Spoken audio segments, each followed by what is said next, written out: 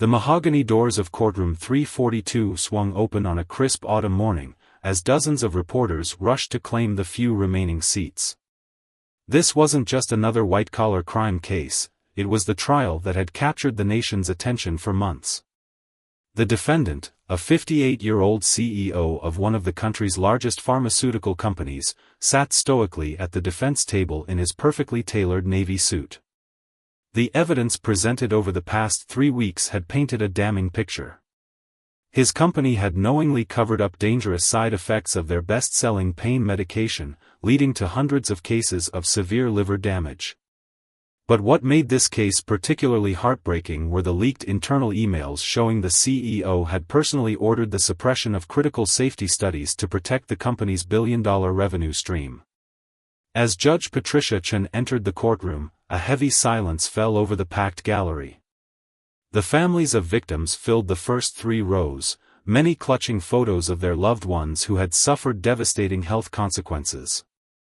The CEO's own family sat on the opposite side, his wife of 30 years, their 3 children, and his elderly mother, all showing signs of the toll this trial had taken on them. The prosecution had pushed for the maximum sentence, 20 years in federal prison and a $50 million fine. The defense had argued for leniency, citing the CEO's previous charitable works and his role as a job creator. But everyone knew this sentencing would set a precedent for corporate accountability in the pharmaceutical industry. Judge Chen adjusted her glasses and began reading from her prepared statement. Her voice, firm and measured, carried throughout the hushed courtroom as she detailed the severity of the crimes and their impact on countless families. The CEO maintained his composed demeanor, but those sitting closest to him could see his hands trembling slightly. The court cannot ignore the calculated nature of these actions, Judge Chen declared. When corporations prioritize profits over human lives, they betray the very society that allows them to exist. She paused, letting her words hang in the air. The CEO's youngest daughter quietly wiped away tears. The tension in the courtroom reached its peak as Judge Chen prepared to announce the sentence. The CEO's wife grabbed his hand, their fingers intertwining for what could be the last time in years. The victims' families leaned forward in their seats, many holding their breath. But before Judge Chen could continue, the CEO slowly rose to his feet. His lawyer tugged at his sleeve, urging him to sit down, but he gently shook his head. "Your Honor," he said, his voice carrying a weight that no one had heard during the entire trial, "may I address the court one final time?" Judge Chen hesitated, studying the man before her. After a moment's consideration, she nodded. "You may proceed, but be brief." The CEO turned to face the gallery, his eyes meeting those of the victims' families. The usual corporate mask he'd worn throughout the trial seemed to crack, revealing something raw and human underneath. No one in that courtroom could have predicted what he was about to say, words that would not only change the course of the sentencing but would send shockwaves through the entire corporate world. The story of what happened next would be recounted in law schools for years to come, not just as a lesson in corporate accountability, but as a moment that challenged everything people thought they knew about redemption, justice, and the human capacity for change.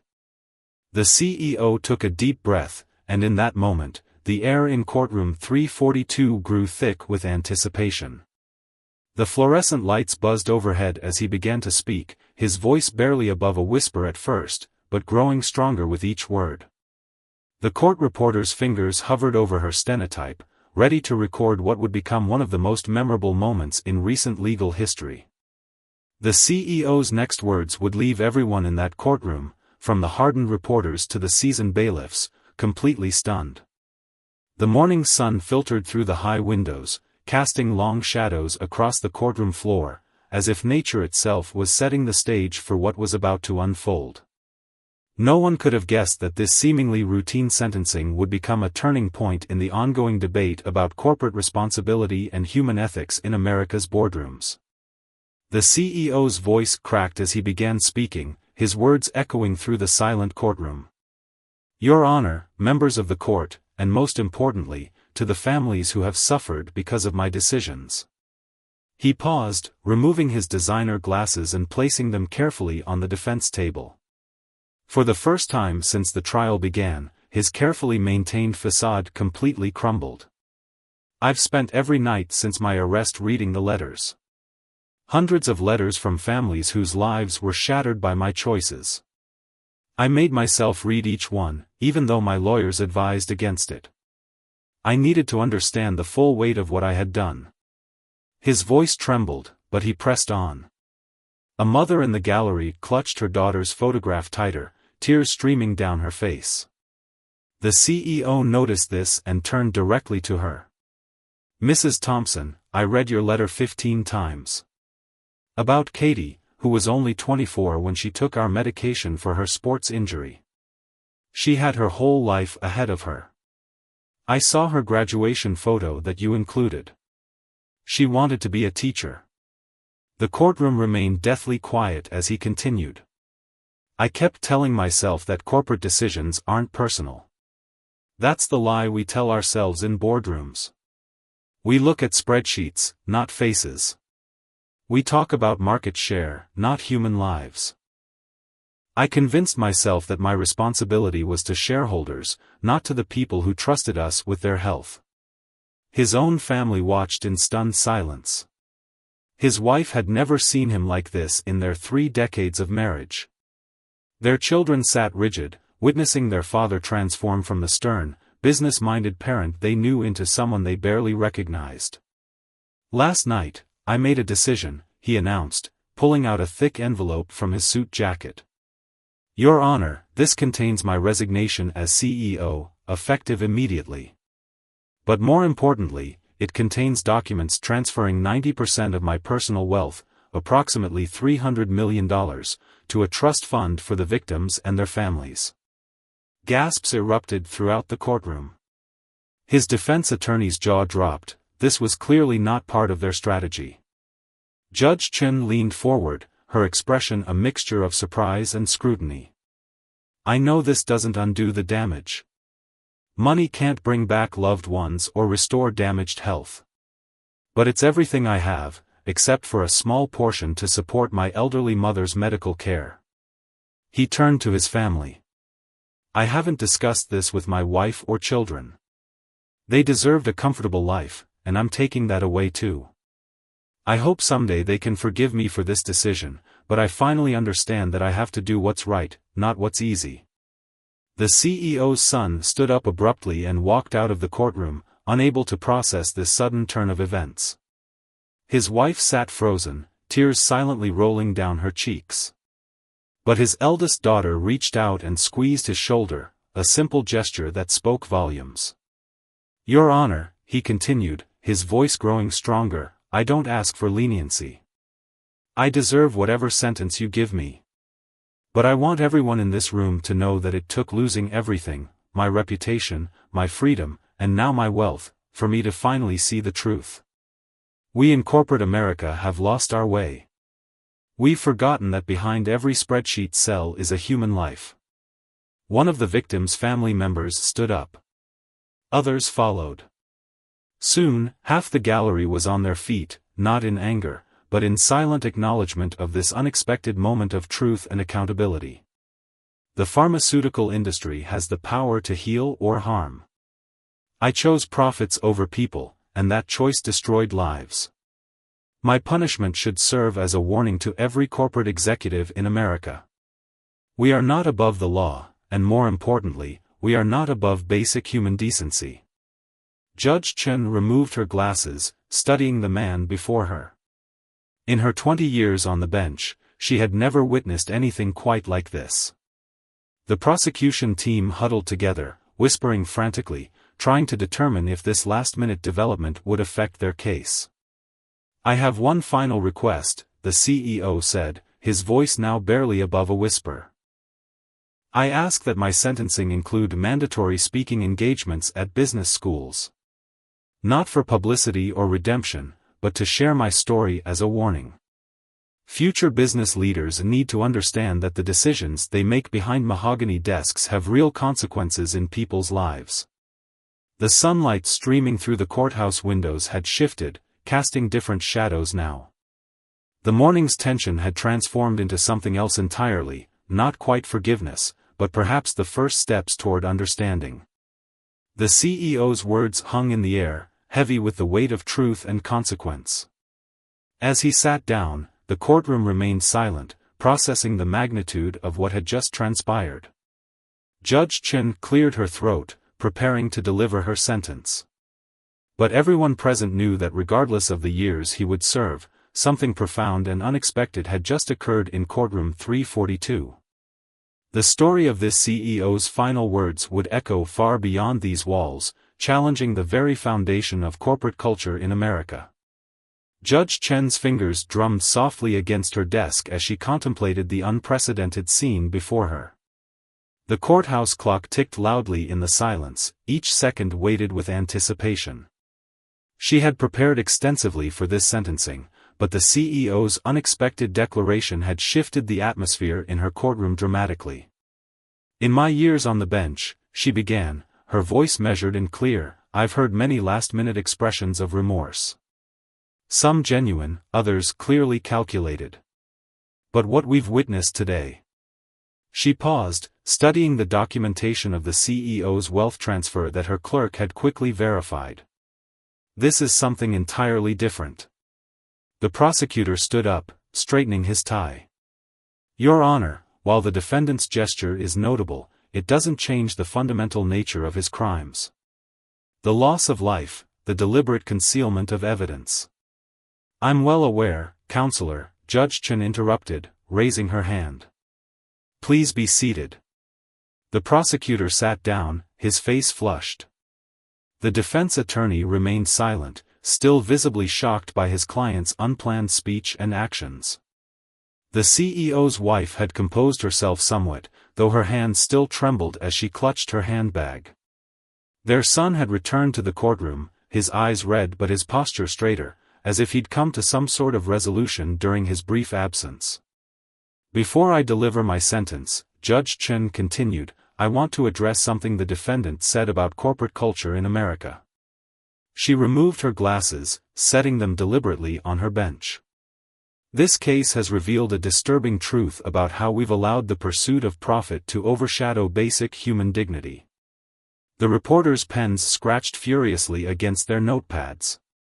This was shaping up to be more than just a sentencing, it was becoming a referendum on corporate accountability itself. "When I reviewed the evidence in this case, what struck me most wasn't just the criminal acts themselves, but the culture that enabled them. The casual emails discussing human lives as acceptable risks, the boardroom presentations that reduced suffering to pie charts." She shook her head. "It speaks to a systemic failure that extends far beyond this courtroom." The gallery remained absolutely still. Even the usual shuffling and whispers had ceased. A tissue box was quietly passed among the victims' families, who sat straight-backed, their faces showing a complex mixture of emotions, grief, anger, and now, something approaching vindication. The defendant's decision to surrender his wealth to the victims' families is significant, not just as restitution, but as an acknowledgement of a truth our society often forgets, that no amount of profit can justify the knowing endangerment of human life. The CEO's teenage daughter reached for her father's hand across the barrier.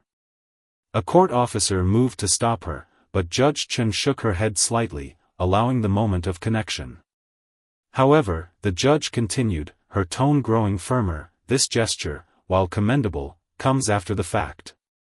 The lives lost and damaged cannot be restored. The trust broken cannot be easily repaired. Justice demands more than monetary compensation." The tension in the courtroom ratcheted up again. The CEO straightened in his chair, preparing himself for whatever was to come. His lawyer shifted nervously beside him. "I've also considered the defendant's request regarding speaking engagements at business schools. While unusual, I find merit in this proposal. The story of what happened in this courtroom today needs to be heard beyond these walls." Judge Chen lifted a new document, her revised sentencing order. The rustle of the paper seemed unnaturally loud in the silent courtroom. One of the victim's family members began quietly praying, their lips moving silently. Taking into account all factors, the severity of the crimes, the defendant's unprecedented acceptance of responsibility, and the need for both punishment and deterrence, I have modified my original sentencing decision. The CEO's wife leaned forward slightly, her knuckles white as she gripped the bench in front of her. The prosecutors exchanged glances, wondering if their carefully constructed case was about to take an unexpected turn. The defendant's actions today don't erase his crimes, but they do demonstrate something rare in cases like this, a genuine understanding of the harm caused and a meaningful attempt to make amends. This must be considered in the interest of justice. A baby cried somewhere in the back of the courtroom, quickly hushed by its mother. The sound seemed to break the spell momentarily, reminding everyone that beyond these walls, life continued, lives forever altered by the decisions made in corporate boardrooms. Judge Chen picked up her gavel, its wooden handle worn smooth by years of use. The entire courtroom seemed to hold its breath, waiting for the sentence that would not only determine one man's fate but potentially send a message to corporate America about the true cost of putting profits over people. "Before I pronounce sentence," she said, "I want to acknowledge something else. In my career, I've seen how rare it is for someone in a position of power to fully comprehend the human cost of their actions. Today, we've witnessed not just an acceptance of legal responsibility, but a moral awakening. The question before me now is how to balance justice with the potential for genuine redemption." The morning had stretched into afternoon, and the shadows in the courtroom had shifted.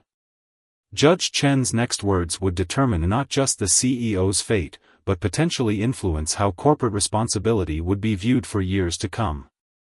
A shaft of sunlight cut through the courtroom's high windows, illuminating the dust motes that danced in the air as Judge Chen began to deliver her sentence. The weight of the moment pressed down on everyone present, each person aware they were witnessing something extraordinary. "Will the defendant please rise?" Judge Chen commanded, her voice steady and resolute. The CEO stood slowly, his shoulders straight but his hands visibly trembling. His attorney rose beside him, a bead of sweat visible on his forehead. "I have modified the sentencing guidelines in light of today's developments," Judge Chen began. "The defendant is hereby sentenced to 10 years in federal prison." A collective gasp rippled through the courtroom.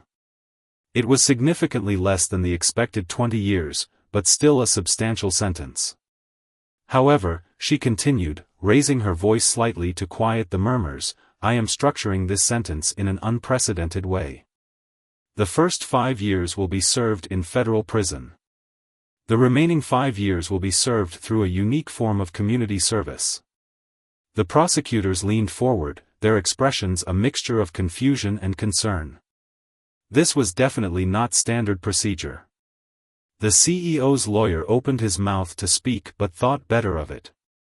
"During the second 5 years," Judge Chen elaborated, "the defendant will be required to live on a modest stipend equal to the minimum wage. He will travel to business schools, corporate boardrooms, and industry conferences across the country, sharing his story and the devastating consequences of prioritizing profits over human lives. This will not be done for publicity or personal gain. All speaking fees will go directly to the victim's compensation fund." She paused, letting her words sink in. "Furthermore, the defendant will spend 3 days each month working in hospital wards where victims of pharmaceutical negligence are treated. This is not for show, no cameras, no press. This is about understanding, at the most fundamental level, the human cost of corporate malfeasance." The CEO nodded slowly, his face showing not relief at the reduced prison time, but a solemn acceptance of this unusual punishment. His wife dabbed at her eyes with a crumpled tissue, while his children sat in stunned silence. "The court also accepts and will oversee the defendant's voluntary surrender of assets to the victim's compensation fund. However," she added, looking directly at the CEO's family, "I am ordering that 20% of these assets be placed in a separate trust. Not for the defendant's benefit, but to establish a non-profit organization dedicated to corporate ethics and accountability." One of the victim's family members stood up suddenly. "Your Honor," she called out, her voice thick with emotion. The judge nodded, allowing her to speak. "We didn't come here expecting forgiveness to be part of this day. But speaking for my family, we believe this sentence serves justice better than a longer prison term would have." Others among the victims' families nodded in agreement. A few reached out to pat the woman's shoulder as she sat back down. The CEO turned toward them, his eyes glistening with unshed tears. "The defendant's transformation today appears genuine," Judge Chen continued. "But words and even financial restitution are not enough. Real change requires action, sustained over time. This sentence is designed to create lasting impact, not just punishment." She turned her attention to the gallery, where the press had their notepads ready. "Let this case serve as a warning to corporate America. The time of treating human lives as acceptable collateral damage in the pursuit of profit is over. This court is setting a new precedent today." The CEO's son, who had earlier stormed out of the courtroom, stood up. "Your Honor," he said, his voice cracking slightly, "I'd like to volunteer to help set up the nonprofit organization. I've been studying business, following in my father's footsteps. But today has taught me there's a different path forward." Judge Chen nodded approvingly. "The court welcomes such initiatives. This case has shown us that change is possible, even in the most unlikely circumstances." She then addressed the CEO directly. "You will have 5 years in prison to reflect on your actions and prepare for the important work that follows. I expect quarterly reports on your progress in developing the ethics program you will eventually present. This is not a lighter sentence. In many ways, it is more demanding than simple imprisonment." The CEO's eldest daughter squeezed her mother's hand.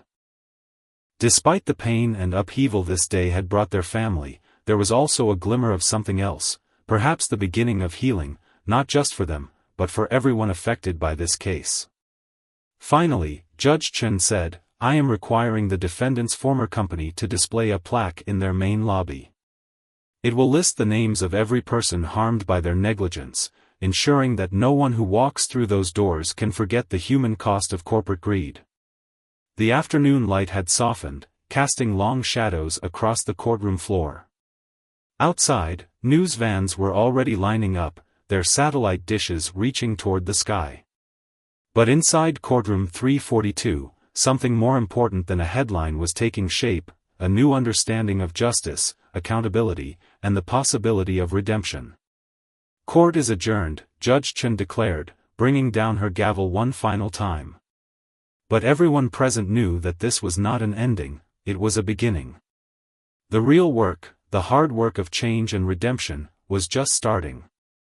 The hours following the sentencing transformed the courthouse steps into a scene of unprecedented emotional complexity.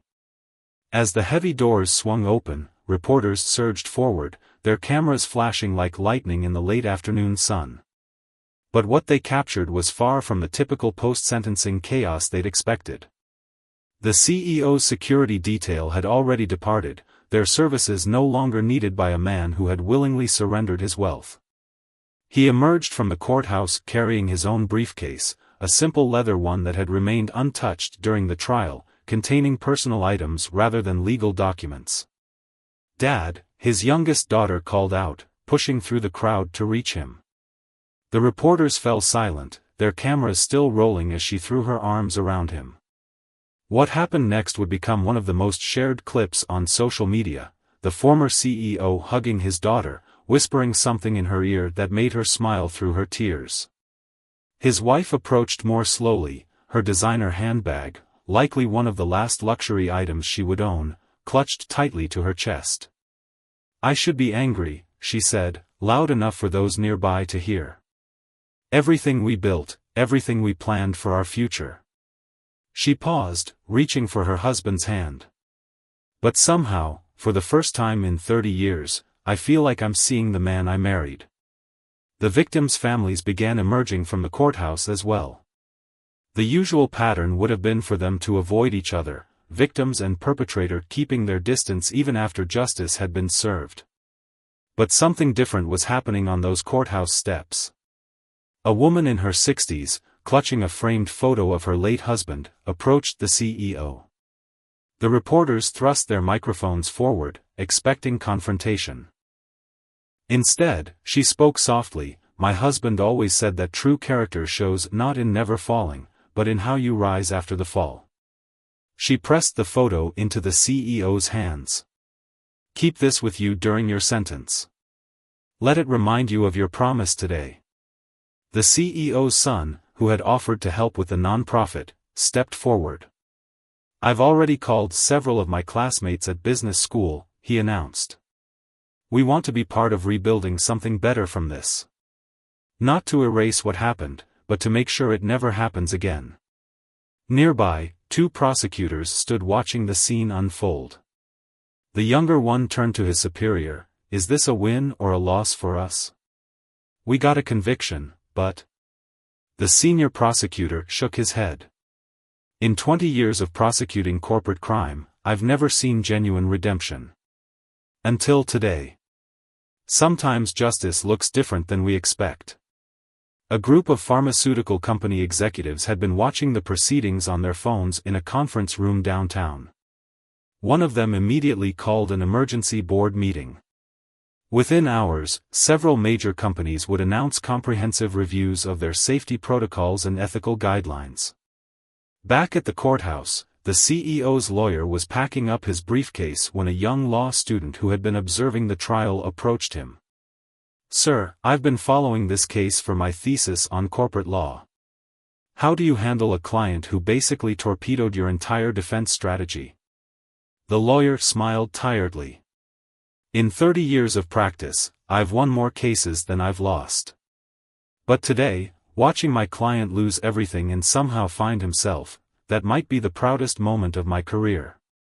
As the sun began to set, casting long shadows across the courthouse plaza, small groups of people remained, talking in hushed voices. Victims' family members shared coffee with the CEO's children, exchanging phone numbers and making plans for the nonprofit organization. Something extraordinary was taking root in the aftermath of tragedy. A local coffee shop owner, who had been watching the scene unfold while serving a line of customers seeking afternoon refreshments, later told reporters, "You know what was strange? Nobody was shouting. Nobody was celebrating or angry. It was like watching people wake up from a long sleep and realize they're all human." Inside the now empty courtroom, Judge Chen sat at her bench, finishing her detailed written opinion that would accompany the sentence. Her clerk brought her a cup of tea and hesitantly asked, "Your Honor, do you think other judges will follow this precedent?" She paused her writing, looking out at the golden evening light streaming through the windows. What happened here today wasn't just about one CEO or one company. It was about recognizing that the law can be both sword and plowshare, cutting away what's corrupt while helping to plant something new.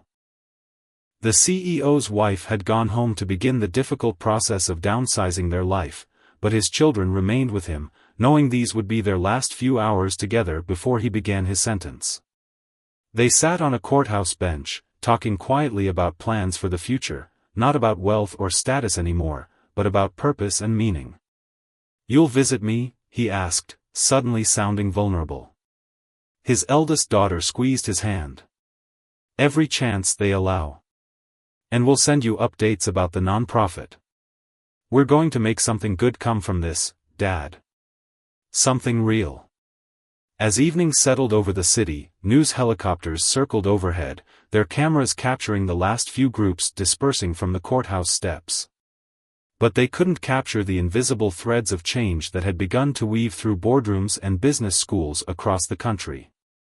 A security guard, locking up the courthouse for the night, paused to watch the CEO's final moments with his family before federal marshals would arrive to transport him to prison.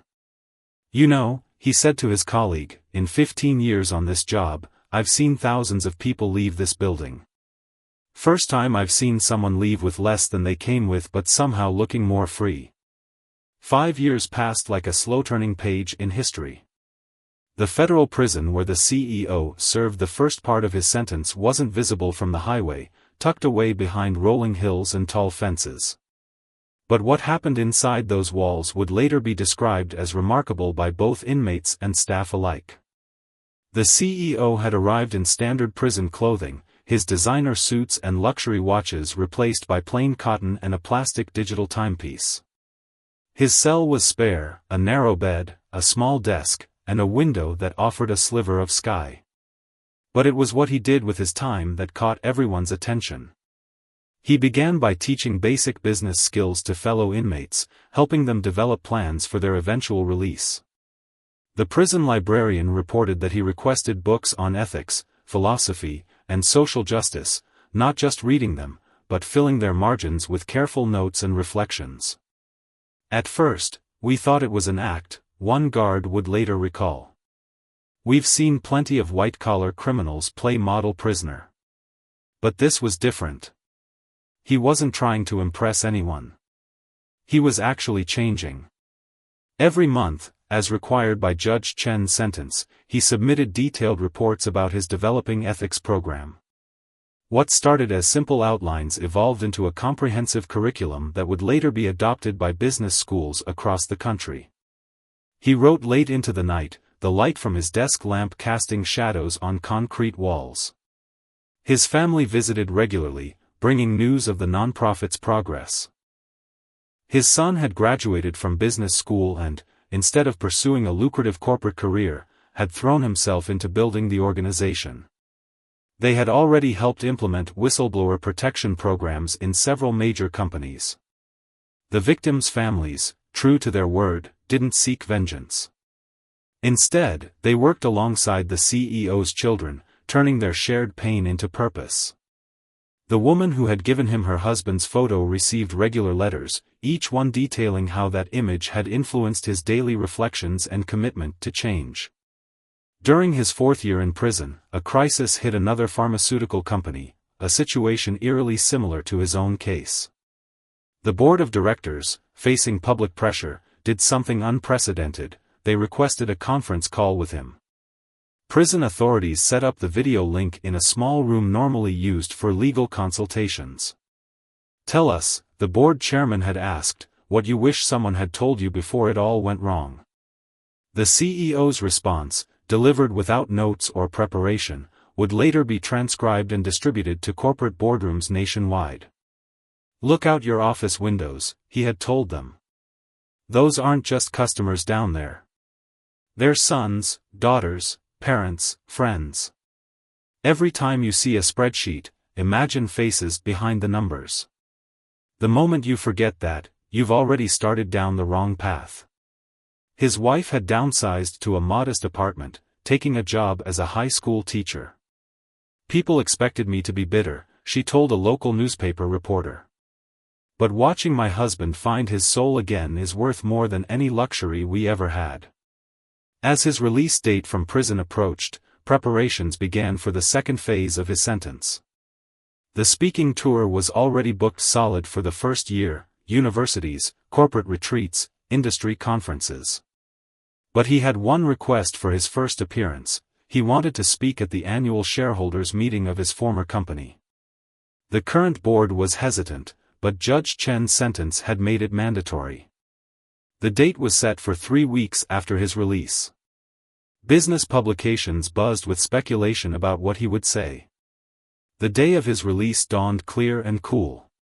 He emerged from prison carrying a cardboard box containing 5 years of journals, the photo of the victim that had guided his transformation, and a stack of letters from people whose lives he had touched during his incarceration. His children waited outside the gates, not in the luxury cars of their past but in a modest hybrid. His daughter hugged him tightly and whispered, "We've got a lot of work to do, Dad." His first stop wasn't home, it was a small diner where several of the victims' families had gathered. They had chosen this place deliberately: no media, no cameras, just coffee and conversation. The diner owner later said he'd never seen anything quite like it: people who had every reason to hate each other, sharing a meal and talking about the future. One of the younger victims' family members, a college student whose sister had suffered severe liver damage from the medication, showed him their nonprofit's latest project, a mandatory ethics course for pharmaceutical executives, built partly from the CEO's prison writings. "We're not just teaching them rules and regulations," she explained, spreading the course materials on the Formica table. "We're teaching them to see the humanity in every decision they make." The CEO listened intently, occasionally wiping his eyes. The coffee grew cold in their cups as they talked for hours, planning and sharing ideas. When they finally left the diner, the sun was setting, painting the sky in shades of hope. His first night of freedom was spent in his wife's small apartment, sitting on a second-hand couch, looking through family photos from the past 5 years, graduations, birthdays, holidays he had missed. But there were also photos of the nonprofit's work, of lives being changed, of a new legacy being built. "Tomorrow," he said, holding his wife's hand, "we start the real sentence, the harder part." She nodded, understanding that the next 5 years would test their commitment to this new path even more than prison had. As he prepared for bed that night, he took out the victim's photo that had traveled with him through prison. Setting it on the modest bedside table, he whispered a promise, not just to the face in the photograph, but to all those whose lives had been forever changed by corporate greed. The lesson will be learned. The change will be real. Your stories will be heard. The 5 years following the CEO's release from prison unfolded in ways that no one could have predicted that day in Courtroom 342. His story became more than just a cautionary tale. It evolved into a movement that would reshape corporate America's approach to ethics and human responsibility. Living on his court-mandated minimum wage stipend proved challenging after decades of luxury, but those who knew him said he never complained. He traveled the country by bus and economy flights, staying in modest hotels, carrying the same worn briefcase he'd had on his last day in court. His first speaking engagement at his former company's shareholders' meeting had been a watershed moment. The auditorium was packed, with people standing along the walls. Security was tight, no one knew whether to expect anger, remorse, or corporate platitudes. What they got instead was raw truth. He stood at the podium, removed his glasses, and began by reading the names of every person harmed by the company's negligence. It took 47 minutes. No one left. No one checked their phones. They sat in complete silence, forced to confront the human cost of their profit margins. "I used to stand here giving PowerPoint presentations about market growth and shareholder value," he told them. "Today, I want to talk about a different kind of value, human value. And I want you to understand that every corporate decision is a moral decision." That speech went viral, not because it was sensational, but because it was sincere. Business schools began using the recording in their ethics classes. Other corporations, sensing a shift in public consciousness, started inviting him to speak to their executives. But it was in the hospital wards, during his mandated 3 days each month, that the real work happened. No press was allowed during these visits, but patients and their families often shared their experiences. He would sit for hours with victims of corporate negligence, not just from his own case but from other companies as well, listening to their stories, holding their hands, learning the true meaning of accountability. His son and daughter had transformed the nonprofit into a powerful force for corporate reform. They developed a certification program for ethical business practices that became so respected that companies found their stock prices affected by whether or not they qualified for certification. The victims' families remained deeply involved. The woman who had given him the photo of her late husband became a regular speaker at their events. Together, they created a support network for whistleblowers, ensuring that those who spoke up about corporate wrongdoing wouldn't face the journey alone. His wife never returned to their old social circles. Instead, she found purpose in teaching economics at her high school, incorporating real-world ethics lessons into her curriculum. Her students would later report that her class changed how they viewed the relationship between business and society. Judge Chen followed his progress closely. In her chambers, she kept a file of news clippings and reports about the impact of her unprecedented sentence. When other judges questioned her decision, she would share the data, corporate transparency initiatives inspired by the case, lives saved by new safety protocols, cultural shifts in business schools. Near the end of his 10-year sentence, a young business student approached him after a lecture. "Sir," she said, "I've read about who you used to be. The private jets, the mansions, the power. Do you ever miss it?" He took a moment before responding, touching the worn photograph he still carried in his pocket. "I was never more imprisoned than when I was free and wealthy but morally bankrupt. True freedom came in accepting responsibility and finding purpose in preventing others from making my mistakes." The final day of his sentence arrived on a bright spring morning. Judge Chen had requested that the closing hearing be held in the same courtroom where it all began. Courtroom 342 was again packed, but the atmosphere was entirely different. Representatives from major corporations sat alongside victims' families. Business school deans shared space with former inmates he'd mentored. His children and wife sat in the front row, beside the families who had once sought justice and found something more valuable: transformation. Judge Chen, her hair now streaked with gray, reviewed the impact of the past 10 years. The numbers were impressive: over 1,000 speaking engagements, countless corporate policies changed, dozens of whistleblowers protected, and most importantly, lives saved by companies that had learned to prioritize safety over profit. "A decade ago," she said, "this court took a risk on the idea that justice could be restorative rather than merely punitive. Today, we see the results of that decision." The CEO stood for the last time before her bench. He was thinner, grayer, dressed in an off-the-rack suit rather than his once customary bespoke attire. But those who had known him before said his eyes were different, clearer, more present, more human. "Your sentence is complete," Judge Chen declared. "But I suspect your work is not." "No, Your Honor," he replied. "The sentence ends today, but the mission continues. Not because it's mandated, but because it's right." After the hearing, they gathered on the courthouse steps: the CEO, his family, victims' families, corporate reformers, and students. Someone suggested a photo, and as they arranged themselves, a passing court officer observed that it was impossible to tell who had been the victims and who had been the perpetrators. They had become something else entirely: partners in change. As the group dispersed, the CEO lingered on the steps with his family. His daughter pointed out that they could afford a better apartment now, maybe a nicer car. He shook his head and smiled. "I have something better than wealth now," he said. "I have purpose." The sun was setting behind the courthouse, casting long shadows across the steps where his journey of redemption had begun a decade ago. In his pocket, he still carried the worn photograph given to him by the victim's wife. But now it was accompanied by hundreds of other photos, people whose lives had been touched, changed, and saved by the ripple effects of that extraordinary day in Courtroom 342. A young reporter, working on a story about the 10-year anniversary of the case, asked him for a final quote.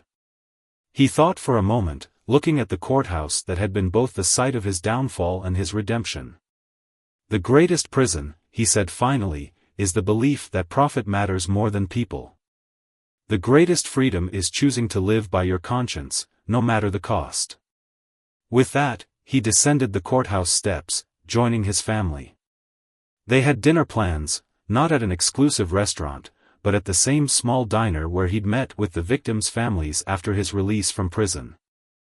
Some of those families would be joining them, not as victims and perpetrator, but as partners in a mission that would continue long after the sentence was complete.